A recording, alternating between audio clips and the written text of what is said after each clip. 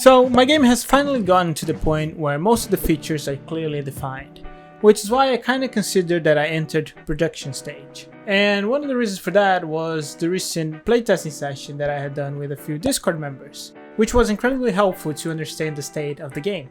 And with this new stage of development, there are a handful of new challenges, but recently I have spent a significant amount of time rebuilding a large portion of my game's codebase. So let me tell you how that went. So why was that necessary in the first place? Well, over the course of this game's development, we experimented with significant changes in game design, and we created systems, threw them out, went back on past versions.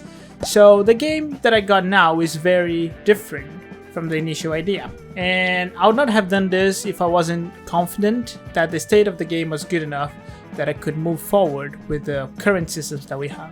Also, my time working on this game is limited, which means that there's a portion of the code that is less thought out, and over time, building on top of that created a mess. For example, the boss battles code. That was very messy and very difficult to update. Also, some of the systems, such as the object pooling, wasn't 100% working correctly, so then I decided I was gonna rework all those areas before moving forward with the new things in the game. So here's how I planned for this. I knew how all the systems worked. I also knew that most of the ideas on how they were built weren't too bad, which meant that the most problems actually came from the writing of the code, which unfortunately is what takes the most amount of time. But it's also the easiest part. I recoded the entire enemy AI system, our orbs and power-ups system, the projectiles, object pooling for prefabs and particle systems, and made some significant improvements on memory management, and also restructured the way I coded the character controller.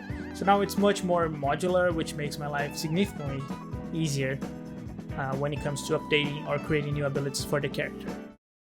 And that was a lot of coding for 1 week, but I'm glad that I did that now, because doing it before would have been just a waste of time, but leaving it for later could really hurt the game's production, as there were a lot of little adjustments to optimize and fixes on the code that I completely ignored at the beginning of the project.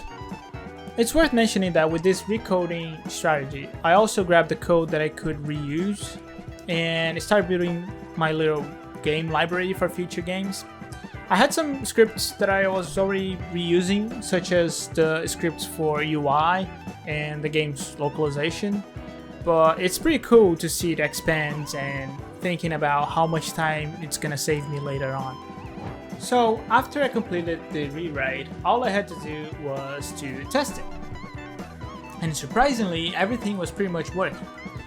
There were only a few adjustments to do, but it didn't take more than a day to test everything. There was a lot of code that I rewrote, but I really do think it paid off. So anyways, that's it everyone. After this intense coding week, I'm ready to get back to some game design. Thanks a lot for watching, and I'll see you in the next video.